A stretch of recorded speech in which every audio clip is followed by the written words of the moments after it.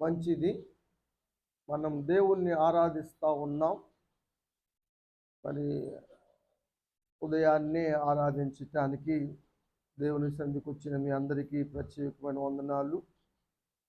నా సమస్త బాధలను మర్చిపోనట్లు చేసి బాధ కలిగిన దేశమందే నన్ను అభివృద్ధి పరిచాడు దేవుడు అని తన బిడ్డలకు పేర్లు పెట్టుకున్న వ్యక్తి యోసేపు. మనష్షే, ఎఫ్రాయిం అంటే ఆ అర్థాలు వస్తవి. ఆదికాండంలో మనం చూస్తాం 41వ అధ్యాయం 51వ వచనం. నీవు నా సమస్త బాధను మర్చిపోనట్టు చేసి మనుష్య అని పేరు పెట్టాడు. అంటే దేవుడు నా సమస్త బాధలను మర్చిపోనట్టు చేశాడని మనుష్య అని పిలుచుకున్నప్పుడల్లా అది గుర్తొస్తుంది యేషేవుకి. అందుకని ఆ పేరు పెట్టుకున్నాడు. నాకు బాధ కలిగిన దేశమందు నన్ను అభివృద్ధి చెందించాడు, పొందించాడని ఎఫ్రాయిం అని పేరు పెట్టుకున్నాడు రెండో బిడ్డకి. ఎఫ్రాయిం అంటే అభివృద్ధి. కాబట్టి దేవుడు బాధపరిచే దేవుడు కాదు, బాధలను పోగొట్టే దేవుడు, బాధలను తొలగించే దేవుడు, బాధను మర్చిపోయేలా చేసే దేవుడు. అందుకని మనం దేవుణ్ణి ఆరాధించాలి, స్తుతించాలి. ఆ అంశాన్ని ఈరోజు మనం ధ్యానం చేయబోతా ఉన్నాం. ఇశ్రాయేలు యొక్క బాధను చూచినటువంటి దేవుడు ఆయన. బాధల నుంచి విడిపించటానికి దిగి వచ్చిన దేవుడు. ఆ విషయాన్ని దేవుడు స్వయంగా మోషేతో చెప్పాడు. 3వ అధ్యాయంలో మనం చూస్తాం 7వ వచనంలో, నా ప్రజల బాధలను నిత్యముగా చూశాను. నిజంగా బాధలు చూసే దేవుడు, మన కష్టాలు చూసే దేవుడు, మన బాధల నుంచి విడిపించటానికి ఆయన స్వయంగా భూలోకానికి దిగి వచ్చిన దేవుడు. కాబట్టి అంత గొప్ప దేవుణ్ణి మనం ఆరాధించాలి. మన బాధల్ని విడిపించాడు. నిజమే, బాధన పడని వాళ్ళు ఉన్నారంటారా? మాకు ఏ బాధ లేదు, దిగులు లేదు, చింత లేదు అన్న మానవుడు ప్రపంచంలో ఉండడు.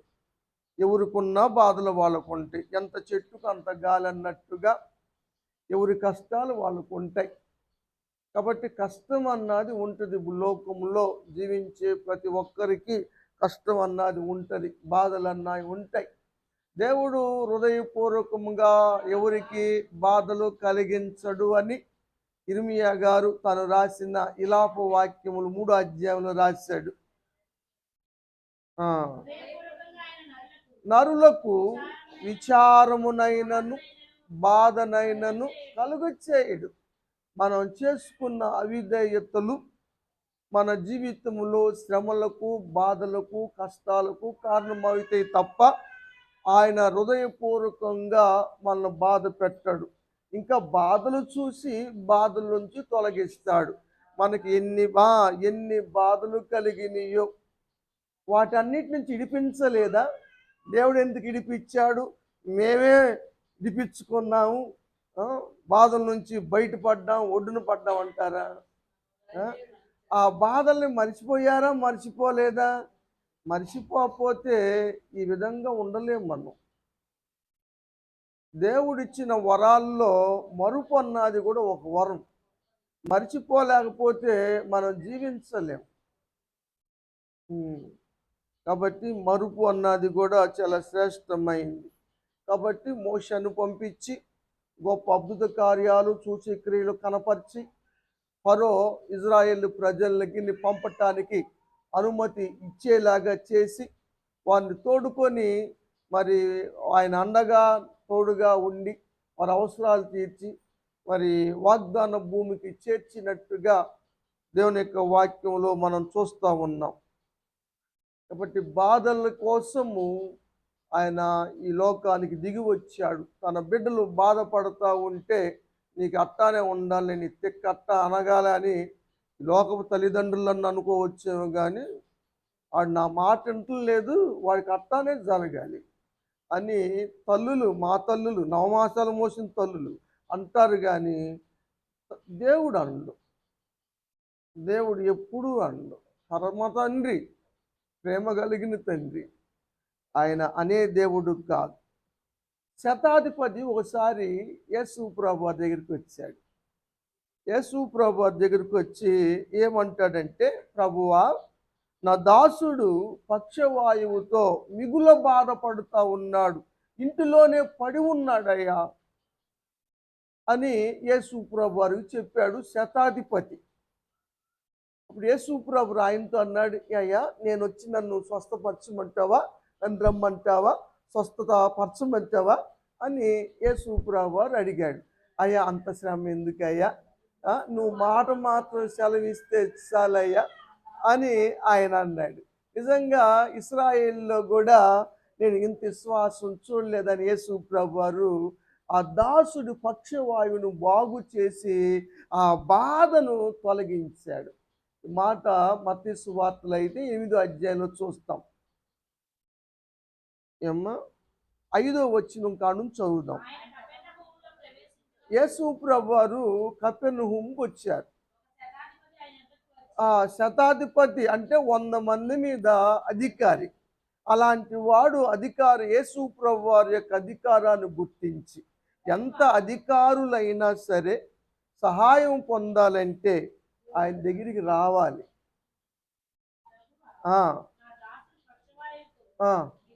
మిగులు బాధపడుతున్నాడయ్యా, ఇంటిలోనే పడిపోయి ఉన్నాడయ్యా అని యేసు ప్రభువాన్ని ఏడుకున్నాడు ఆ శతాధిపతి. తన దాసుడు గురించి అడుకున్నటువంటి శతాధిపతులు ఎంతమంది ఉంటారా?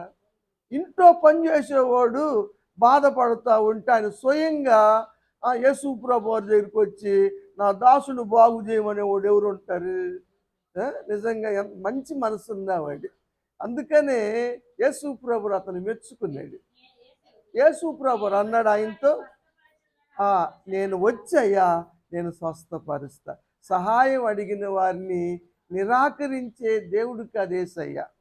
తన దగ్గరికి వచ్చిన వారిని ఖాళీ చేతులతో పంపించే దేవుడు కాదేసయ్యా. మరి ఆరాధించాలా వద్దురా? చదువమ్మ.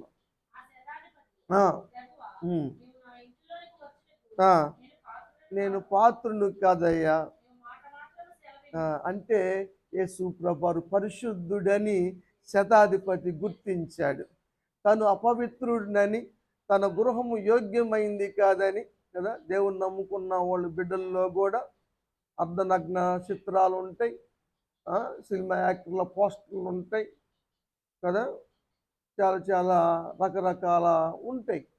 యేసన్న గారు బాగా చెబుతారు వీటికి.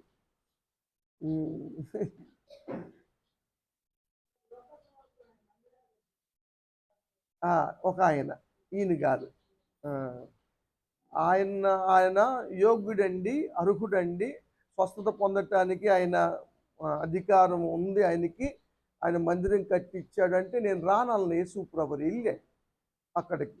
అది 7వ అధ్యాయం లోకాసు వార్తలో ఉంటుంది అది. సరే, ఆ శతాధిపతి వేరు, ఈ శతాధిపతి వేరు. దాసుడు స్వస్థపడతాడు అని చెప్పాడు. అప్పుడు యేసు ప్రభువు వారు మెచ్చుకున్నాడు. ఎందుకంటే ఆయన అన్యుడు, ఇశ్రాయేలు కాదు, దేవుణ్ణి నమ్ముకున్నవాడు కాదు. ఈనాడు చూస్తూ ఉంటే దేవుణ్ణి నమ్ముకున్న వారికన్నా కూడా నమ్ముకోని వాళ్ళకి విశ్వాసం ఎక్కువ ఉంటుంది, దేవుడు అంటే భయం ఎక్కువ ఉంటుంది కదా. రోజు పూజ చేసేటువంటి దైవజనులకైనా పూజారులకైనా భయం తగ్గినట్టుగా రోజు వచ్చే వాళ్ళకి భయం తగ్గుతుంది. రానోళ్ళే భయపడతా ఉన్నారని దేవుని యొక్క వాక్యంలో చూస్తూ ఉన్నాం. దేవుడు మెచ్చుకున్నట్టుగా చూస్తూ ఉన్నాం. ఒకసారి ఒక వ్యక్తి వచ్చాడు, యేసు ప్రభువు ఎదుట మోకరించాడు, మోకాళ్ళు ఉన్నాడు. ప్రభువా, నా కుమారుడు సాంద్ర రోగముతో మిక్కిలి బాధపడుతున్నాడయ్యా, నా కుమారుని కరుణించు అని యేసు ప్రభువారిని వేడుకున్నాడు. యేసు ప్రభువారు వాడిని కరుణించాడు. మత్తయి సువార్త 17వ అధ్యాయం అనుకుంటా. ఆ, ఆ, ఆ, ఆ. మోకాళ్ళుని నా కుమారుని కరుణించుము. చాంద్రరోగి అయి మిక్కిలి బాధపడుతూ ఉన్నాడు. ఆ, వాడు ఆ బాధతో ఆ రోగముతో తెలియక అగ్నిలో దూకటం, నీళ్ళల్లో పడటం, ఆత్మహత్య చేసుకునే ప్రయత్నం తెలియదు ఆయనకి. నేను ఆత్మహత్య చేసుకున్నా అన్న సంగతి కూడా తెలియదు. ఆ రోగం అలాంటిది. ఆ దయ్యం అది. దయ్యము పట్టి అతని నాశనం చేయటానికి అగ్నిలో దూకమంటది.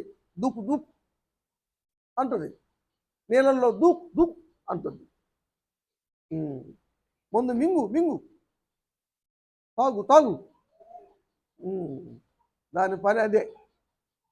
అలా ఇబ్బంది పెడతా ఉంటే యేసు ప్రభువారు కరుణించి వాడిలో ఉన్నటువంటి దయ్యాన్ని గద్దించగా అది వదిలిపోయింది. దాంతోపాటు బాధ కూడా వదిలిపోయింది. బాధను తొలగించే దేవుడు యేసయ్య. అందుకని మనం ఆరాధించాలి. బాధలు మానవుడికి సహజం. మానవుడు పుట్టిందే దానికోసం, శ్రమ అనుభవం కోసమే మానవుడు పుడుతూ ఉన్నాడు. నిప్పు రవ్వలు ఎగిసిపడ్డట్టుగా ఏబు గ్రంథంలో ఉంది మాట కదా. 5వ అధ్యాయం అనుకుంటాను చూడండి. మానవుడు ఎందుకు పుడుతున్నాడంటే శ్రమ అనుభవం. బాధ భూమిలో నుంచి రాదు. నిప్పు రవ్వలు పైకి లేచినట్టుగా మంటేస్తా ఉంటే రవ్వలు ఎలా లెగుస్తాయి పైకి? ఇటువరకు ఆ చెత్త చెదారం రోజు కాల్చేసేవాడిని. ఇప్పుడు కాలుద్దామంటే పాక ఉంది కదా, తాటాకులతో వేసాం కదా, ఆ నిప్పు రవ్వలు లేచి వచ్చి దాని మీద పడితే మళ్ళీ ఇబ్బంది అని తడిసున్నప్పుడు, వర్షంలో తడిసినాక చెమ్మగా ఉన్నప్పుడు కాలుస్తున్నా. ఎందుకంటే మంట పైకి లేగవద్దని. అంటే మీకు ఉదాహరణకి నిప్పు రవ్వలు లెగుస్తాయి అని చెప్తున్నా అన్నమాట. బాధ భూమిలో నుంచి మానవుడు పుట్టేదే బాధలు పడటానికి, శ్రమ అనుభవించటానికే అని ఏబు గ్రంథంలో మనం చూస్తాం. అది జ్ఞాపకం చేయటానికే చెబుతా ఉన్నాను. కాబట్టి మానవునికి బాధలు ఉన్నాయి, కానీ యేసయ్య దగ్గరకు వస్తే బాధలు తొలగిస్తాడు. ఆయన బాధలు చూసే దేవుడు, బాధలు చూసి దిగి వచ్చిన దేవుడు. బాధలు తొలగించటానికి ఆయన తోడయుండి శ్రేష్టమైనటువంటి దేశానికి, వాగ్దాన భూమికి చేర్చినటువంటి గొప్ప దేవుడు ఆయన అన్న విషయాలు మనం చూస్తూ ఉన్నాం. ఉదాహరణకి ఏ బాధ అయినా, అది శారీరక సంబంధమైందైనా, మానసిక సంబంధమైనదైనా, ఏ బాధ అయినా సరే నీకు కలిగిన ప్రతి బాధను ఆయన తొలగించగలడు. ఆయన ఏడుకుంటే చాలు, ఏం చేయక్కర్లేదు. ఇప్పుడు చేసిన వాళ్ళు శతాధిపతి అయినా, ఇప్పుడు ఈ వ్యక్తి అయినా వేడుకున్నారా? ఏమైనా చేశారా? వేడుకున్నారు. ఆయన అడిగారు. నువ్వు కూడా అడుగు. నీకు బాధ ఉందా, కష్టం ఉందా, ఇబ్బంది ఉందా, శోధన ఉందా, ఏముంది? ఏదున్నా సరే ఆయన తొలగించగలడా? నమ్ముతున్నారు మీరు? నమ్మితే ఊర కూర్చుంటారా? హల్లెలూయా, దేవునికి స్తోత్రం. అది నమ్మండి, నిజంగా ఆయన అడగండి. దేవుడు తప్పనిసరిగా ఆ సమస్యల నుంచి విడిపిస్తాడని దేవుని యొక్క వాక్యాలు మనం చూస్తూ ఉన్నాం. అదేవిధంగా ఒకసారి తన సహోదరుడు చనిపోతే సహోదరి ఏడుస్తూ ఉంది. సమాధి దగ్గరికి వెళ్ళి ఏడుస్తూ ఉంటే యూదులందరూ కూడా చూశారు. చూసి వాళ్ళు ఏడుస్తూ ఉన్నారు. సమాధి కాడుకు వచ్చినటువంటి యేసయ్య ఏం చేస్తున్నాడో యోహాను భక్తుడు రాస్తాడు. 11వ అధ్యాయము 33 నుంచి చదువుదాం. ఆమంటే ఎవరు? మరియా, లాజరు యొక్క సహోదరి. లాజరు చనిపోయాడని సమాధి దగ్గర ఏడుస్తుంది. ఆమె ఏడుచుటయు ఆమెతో కూడా వచ్చినోళ్ళు, సమాధి కాడుకు వచ్చినోళ్ళు యూదులు కూడా ఏడుస్తూ ఉన్నారు. అది మరి ఏడవండి అమ్మా, ఏడవండి, పర్లేదు. నేను వచ్చినప్పుడు ఎప్పుడు లాజరు కనబాలని ఇంటికాడ, అసలు లెక్క లేదు, పత్రం లేదు. ఎప్పుడున్నా మీరే ఉండేవాళ్ళుగా లాజరుగాడు ఎప్పుడన్నా ఉన్నాడు నా దగ్గర? ఎప్పుడన్నా వచ్చాడా? పట్టించుకున్నాడు అసలు? ఉం? వాడికి అది జరగటం కరెక్టే అని అనలా. ఆ, ఆయన కలవరపడ్డాడు, ఆత్మలో మూలిగాడు. ఎందుకైన బాధ? ఆ కన్నీళ్ళు విడిచాడు యేసయ్య. వాళ్ళంటే వాళ్ళ సహోదరుడు చనిపోయాడని ఏడుస్తున్నారు, సహజం. ఆమెను గురించి తెలిసిన వాళ్ళు, దగ్గరగా ఉన్నవాళ్ళు, ఇంటి పక్క వాళ్ళు యూదులు అందరూ ఏడ్చారు. ఒక్కొక్కసారి అందరికి కొంతమందికి వస్తుంది, కొంతమందికి రాదు కదా. కొంతమంది ఊరికి ఏడుస్తారు ఎవరు చనిపోయినా కూడా. మా పాస్టర్ గారు కూడా అంతే, ఏడకన్నే అనలే, చూసిందంటే ఏడు చేసింది. నిజం. ఏమ్మా? అదే ఇక్కడ సింబాలిక్ దానికోసం కాదు, కానీ యేసయ్య నిజంగా ఎందుకు ఏడ్చాడు, ఎందుకు కలవరపడ్డాడు, ఎందుకు ఆత్మలో ములిగాడు? ఇంకా ప్రేమించాడని, కనికరమూర్తి కాబట్టి. చెప్పండి. వారి బాధల్లో ఆయన కూడా పాలు పంచుకున్నాడు కాబట్టి, స్వభావం కలవాడు కాబట్టి. ఆయన మానవుణ్ణి మరణించటానికి చేయలేదు. మరణం పాలు కావాలని దేవుడు మానవుని సృష్టించలేదు. మానవుని ఎంతో ప్రేమించి తన స్వరూపములో తన స్వహస్తాలతో చేసుకున్నాడు. ఆయన చనిపోవాలని చేయలేదు. మొదటి మానవుడు నరులైనటువంటి ఆదాము అవ్వలో ఆజ్ఞ అతిక్రమించి మరణాన్ని తెచ్చుకున్నారు. దాని యొక్క పర్యవసానము ఎంత బాధాకరం ఉందో సమాధి యేసయ్య చూస్తున్నాడు అక్కడ. నిజంగా వాళ్ళు ఆజ్ఞ అతిక్రమించి మరణాన్ని తెచ్చుకున్నారు. అందుకని ఆయన కలవరం వచ్చింది, ఆత్మలో మూలిగాడు, వాళ్ళతో పాటు కన్నీరు కార్చాడు. ఆ సన్నివేశం మరి గొప్పగా అనిపిస్తుంది. వాళ్ళు అనుకున్నారు, చూసిన వాళ్ళు, మీరు చెప్పినట్టుగానే, మీరు అనుకున్నట్టుగానే, చూసావా ఆయన ఎంత ప్రేమించాడు, ఎంత ప్రేమ ఉంటే ఏడుస్తున్నాడు ఆయన కూడా, లాజర్ని ఎంత ప్రేమించాడు అని అక్కడ ఉన్న వాళ్ళు అనుకున్నారు. యేసు ప్రభువారు లాజరు బయటికి రా అన్నాడు. ఆయన చెబితే ఏదైనా లోబడాల్సిందే, ఎందుకంటే ఆయన సృష్టికర్త కాబట్టి. మరణాన్ని తప్పించగలడు, మరణ బాధలు తొలగించగలడు.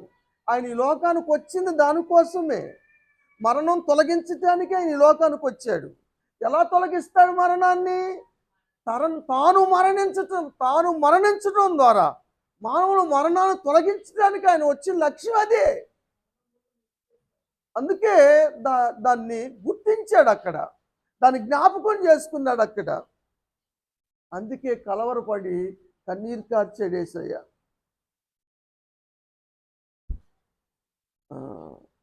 కాబట్టి మన కష్టాల్లో సంతోషించే దేవుడు కాదు ఆయన, మన బాధల్లో సంతోషపడే దేవుడు కాదు ఆయన. తన ప్రాణం దారపోసి మన మరణాన్ని తొలగించిన దేవుడు ఆయన. మరి ఆరాధించొద్దురా? ఆరాధించాలా వద్దా?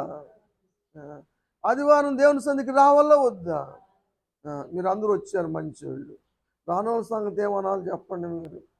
మీరు ఎప్పుడు రండి అమ్మ, మీరు ఇది గుర్తుపెట్టుకోండి.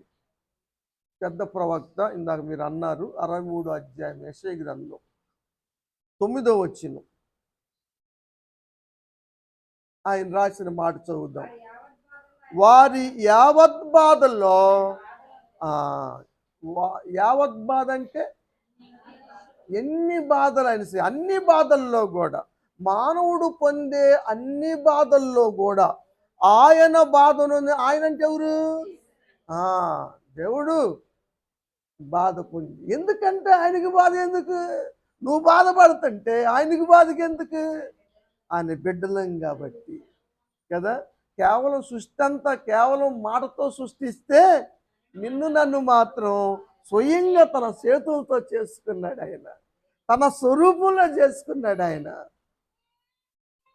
కాబట్టి మన బాధలు ఆయన బాధలు, మనం బాధల్లో ఆయన బాధపడతాడు, మన సంతోషంలో ఆయన సంతోషిస్తాడు. అలాంటి దేవుడు అమ్మ యేసయ్య. ఆరాధించాలిరా. దేవుని ఆరాధించకుండా ఎలా ఉంటాం? ఆరాధించాలని దేవుని యొక్క వాక్యలు మనం చూస్తాం కదా. అపోస్తలుడైన పౌలు గారు రోమీయులకు ఒక మాట రాస్తాడు. 15వ అధ్యాయము 3వ వచనం కింద ఉంటుంది లాస్ట్లో. క్రీస్తు కూడా తన్ను తాను సంతోషపరచుకోలేదు. మీరు అనుకుంటున్నారేమో, ఆయన పరలోకాన్ని కూడా విడిచిపెట్టి వచ్చాడు. దేవదూతలతో, కోట్లాది దేవదూతలు పరిశుద్ధుడు పరిశుద్ధుడు పరిశుద్ధుడని మానక గాన ప్రతిగానాలు చేస్తూ ఆరాధిస్తూ ఉంటారు అక్కడ సింహాసనంలో కూర్చున్నటువంటి దేవుణ్ణి. కానీ ఆయన అంత భాగ్యాన్ని కూడా వదిలిపెట్టి లోకానికి రిక్తుడుగా, దరిద్రుడుగా, దాసుడుగా శిలువ మరణం పొందే అంత తగ్గించుకొని లోకానికి వచ్చాడు ఆయన అని ఫిలిప్పీలతో చెప్తాడు పౌలు. చూస్తా అంటే చూడండి, మళ్ళీ ఇక్కడికి వద్దాం. 2వ అధ్యాయం అది. ఆయన మనిషి కాదు, ఆయన దేవుడు. కానీ ఆకారంలో మనిషిగా కనపడ్డాడు. ఇంకొంచెం పైకి చదవమ్మ.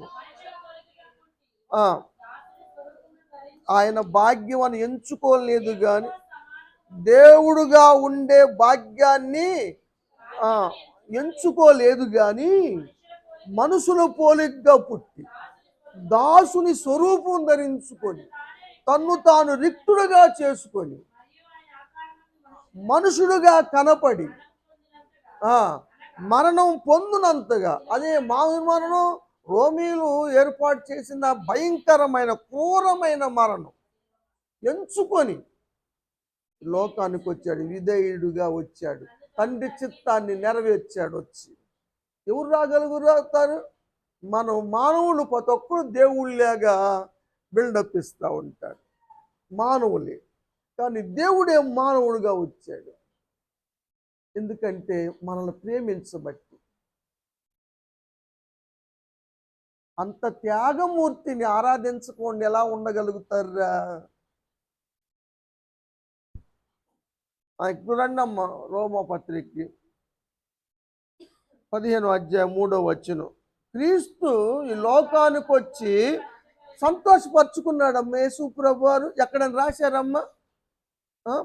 సువార్తలు రాశారు 4. ఏ సువార్తల్లోనైనా యేసయ్య ఆయన సంతోషపరుచుకున్నాడు అన్న మాట చూసారా? సంతోషపరచుకోవాలా? ఆ పేజీ తిప్పండి. ఏమంటే నిందలు మోసాడు ఆయన. ఆయనకి సంభవించింది నిందలు, బాధలు, కష్టాలు, వేదనలు నిన్ను నన్ను బట్టి, మనందరు నరులు బట్టి. సంతోషించే టైం ఏడదు ఆయనకి. అందరి నిందలు ఆయన భరిస్తుండే. నాకు అమ్మాయి తనతో చెప్పింది కదా, ప్రతి దినము మన భారములు భరించుతూ ఉన్నాడు ఆయన. అనుదినము, ప్రతి దినము అన్న అనుదినం అన్న ఒకటేనమ్మా, పర్యాయ పదాలు. వారి పిల్లల సలహా ఉంటారు.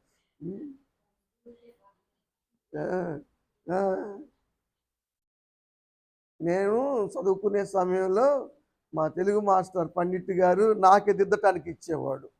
ఎవరికి ఇచ్చారంటే ప్రసన్న కుమార్ గారికి ఇచ్చారంటే చాలు, అయిపోయామరా మనం. ఒత్తులు కూడా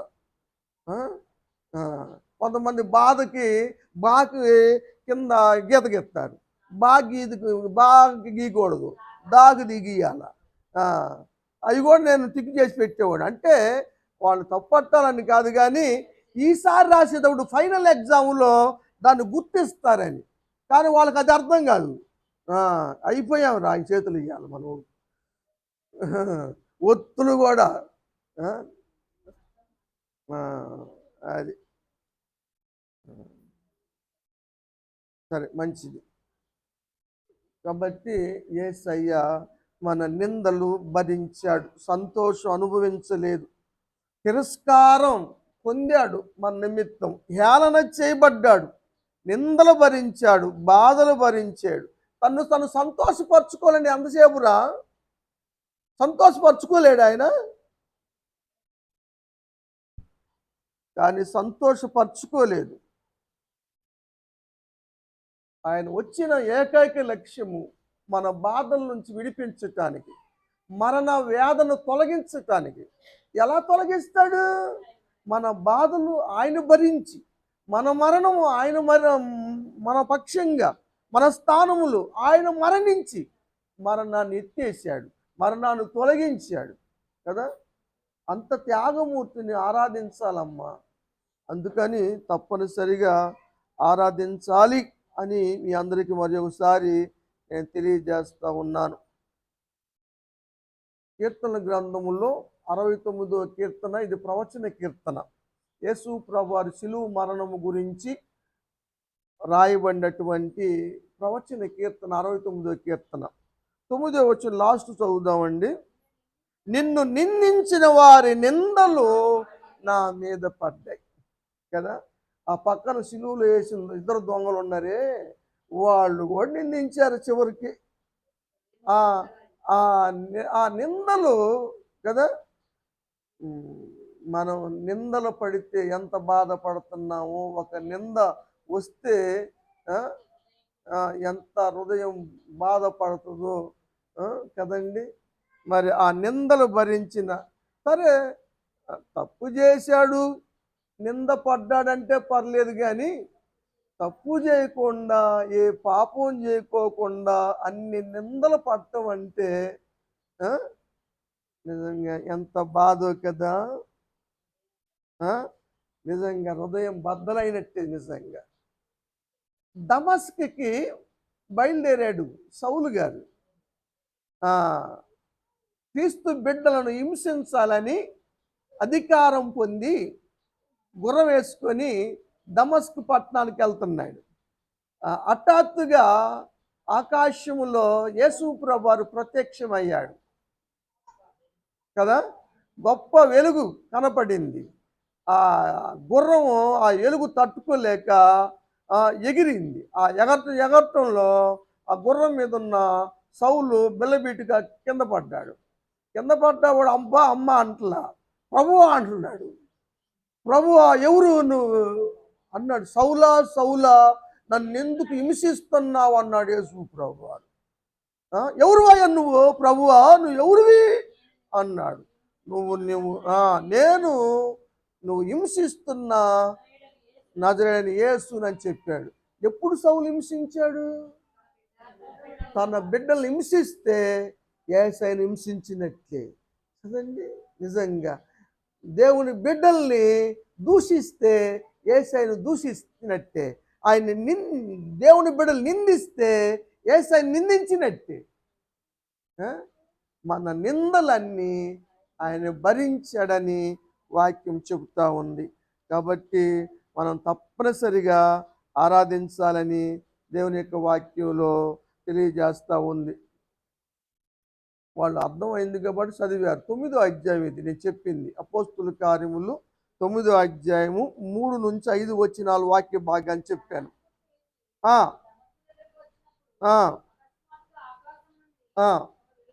ఆకాశం నుంచి వెలుగు వచ్చింది.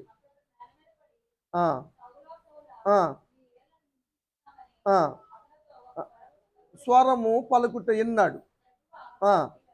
ఎవరివి అన్నాడు. అప్పుడు యేసు ప్రభువారు చనిపోయి ఉన్నారా లేదా చనిపోలేదా? పునరుద్ధానం అయ్యాడా అవలేదా? పరలోకాన్ని ఆరోహణం అయ్యాడా అవలేదా?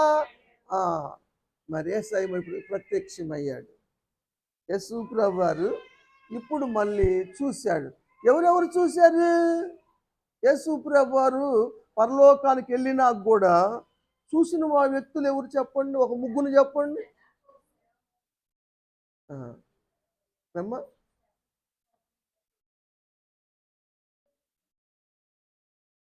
ఎప్పుడు చూశారు శిష్యులు? ఎప్పుడు చూశారా? ఆయన వెళ్ళేటప్పుడు చూశారు. వెళ్ళిన తర్వాత చెప్పాను నేను. ఇప్పుడు సౌలు చూశాడు, స్తెఫను చూశాడు. అంతకుముందు 7వ అధ్యాయంలో స్తెఫను చూస్తాడు.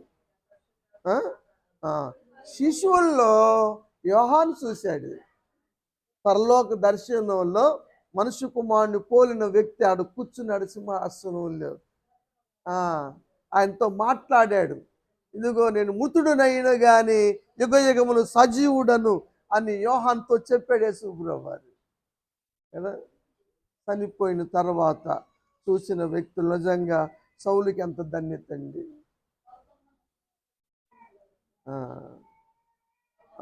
పేతురు గారు కూడా ఒక మాట రాస్తారు. పేతురు మొదటి పత్రిక 2వ అధ్యాయము 21వ వచనం. క్రీస్తు కూడా మీ కొరకు బాధపడి, ఏం రాస్తాడంటే పేతురు గారు, యేసు ప్రభు గారు బాధపడింది, ఆ కష్టాలు పడింది, ఆ నిందలు పడింది, ఆ శ్రమ పడింది, సిలువ వేయబడింది. ఎవరి నిమిత్తం? ఎవరి కొరకు? మీ కొరకే. కాబట్టి అది ఒక మాదిరి, క్రైస్తవ జీవితంలో అదొక మాదిరి అని పేతురు గారు చెప్పినట్లుగా మనం చూస్తూ ఉన్నాం. దీన్ని బట్టి క్రీస్తు మన కొరకు బాధపడ్డాడని అర్థం అవుతా ఉంది. మరి అలాంటి గొప్ప దేవుణ్ణి మనం తప్పనిసరిగా ఆరాధించాలి. క్రీస్తు ప్రభువారు బాధపడింది మన కోసం, సిలువ వేయబడింది మన కోసం, మరణించింది మన కోసం, తిరిగి లేచింది కూడా మన కోసమే. దేవునికి స్తోత్రం. ఆయన మరణించకపోతే ఏమైంది అన్నాడు ఒక ఆయన.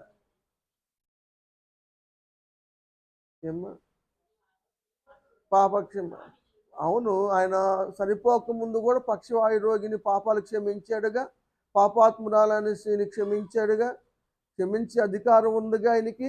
మనిషి కుమారుడికి భూమి మీద అధికారం ఉంది, పాపాలు క్షమించే అధికారం. అందరు పాపాలు క్షమించబడుగా అంటే అయిపోద్దిగా.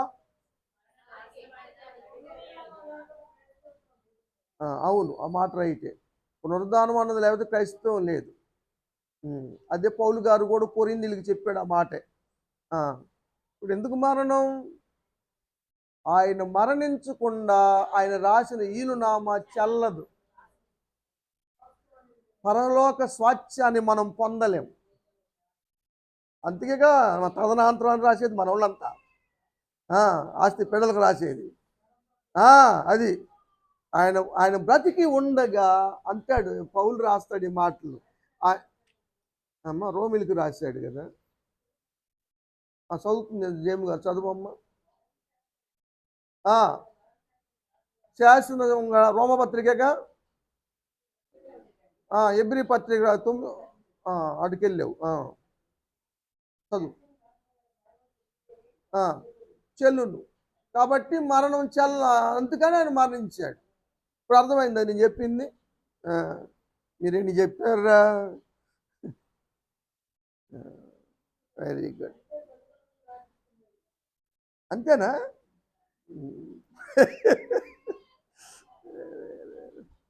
సరే, వెరీ గుడ్. కాబట్టి ఆరాధించండి అమ్మా. నిజంగా మన ముందు జరిగిన మరణాలు చూసి, వాళ్ళు మరణ వ్యాధులు చూసి, మనం కళ్ళార చూడకపోయినా దర్శనంలో చూసి మరణాన్ని తట్టుకోలేకపోతున్నాం కదా. మనం చూడలే, కానీ వాళ్ళు మరణించారు. కానీ మనకి దర్శనంలో దేవుడు చూపిస్తే వాళ్ళు ఎంత మరణ వేదన పడ్డారో చూసిన మనం తట్టుకోలేకపోతున్నాం. కానీ ఆయన మరణ వేదన అనుభవించాడు, ఆయన మరణించాడు. ఆయన ఎంత బాధపడి ఉంటాడు? మనం చూసిన వాళ్ళమే ఎంత బాధపడుతున్నాం, మనం బతికే ఉన్నాం, కానీ మరణాన్ని చూసి తట్టుకోలేకపోతున్నాం. మరి సుమియోను చెప్పాడు కదా, యేసు ప్రభు వారికి సున్నతి చేసిన 8వ రోజు ఆలయానికి వచ్చినప్పుడు పరిశుద్ధాత్ముడు మాట్లాడాడు కదా, అమ్మా నీ హృదయంలో ఖడ్గము దూసుకుపోతుంది అని. అది అక్కడ సిలువు మరణంలో జరిగింది ఆ సంఘటన. ఆ సిలువు దగ్గర మరియమ్మ గారు ఉన్నారు కదా.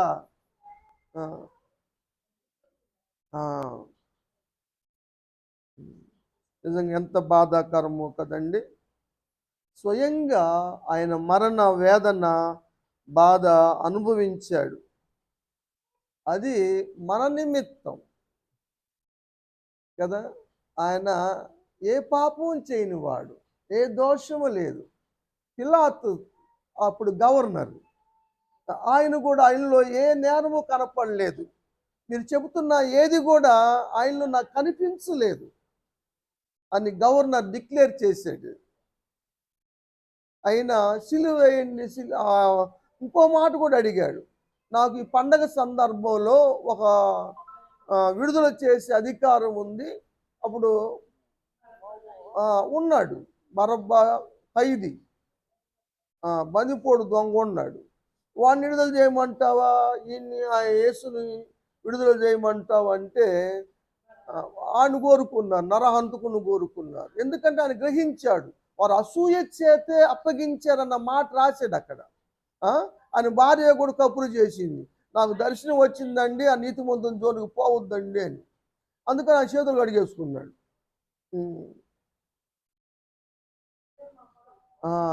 ఆయన అవును, ఆయన ఏ పాపము చేయనటువంటి దేవుడుగా ఉన్నాడు. మరణ వేదన, నరక వేదన ఎంత భయంకరంగా ఉంటుందో ధనవంతుడు చనిపోయిన తర్వాత వేదన పడుతూ అబ్రహామును కేక వేసి మాట్లాడిన సంగతి మనకు తెలుసు.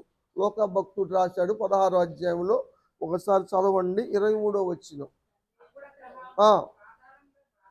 బాధపడుతున్నాడు, పైకి చూశాడు. మాకు కనపడింది ఇప్పటికీ. ఏమ్మా, పైనుంచి చూస్తే ఇప్పుడు లాజరు ఉన్నాడు, అబ్రాహాము రొమ్మున ఉన్నాడు,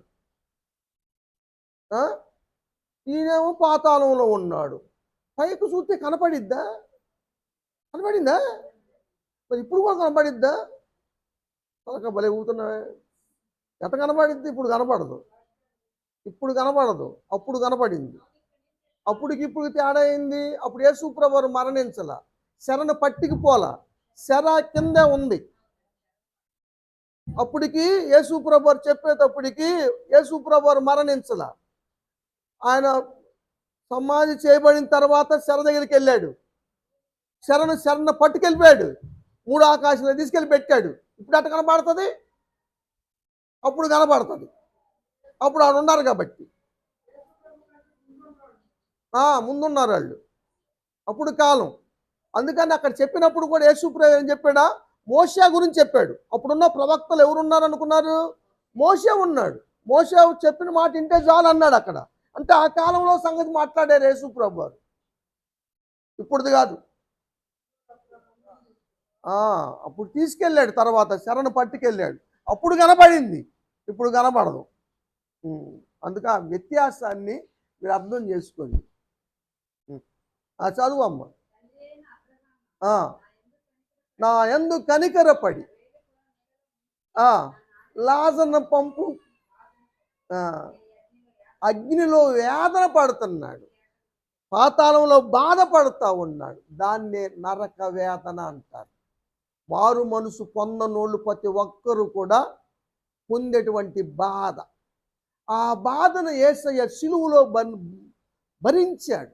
నరక వేదన ఆయన పొందాడు సిలువలో. ఎందుకంటే మనకి నరక వేదన తప్పించటానికి.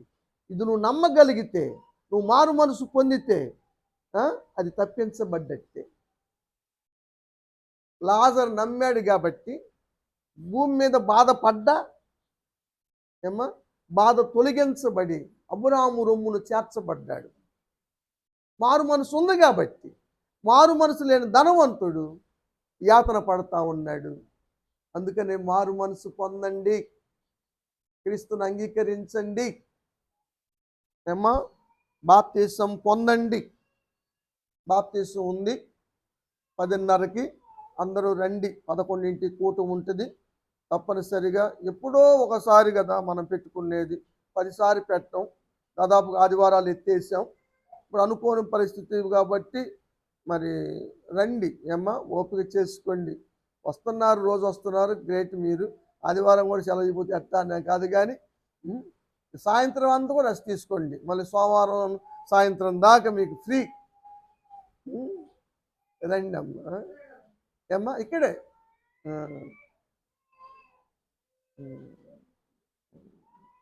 కాబట్టి యేసయ్యను మనం ఆరాధించాలి.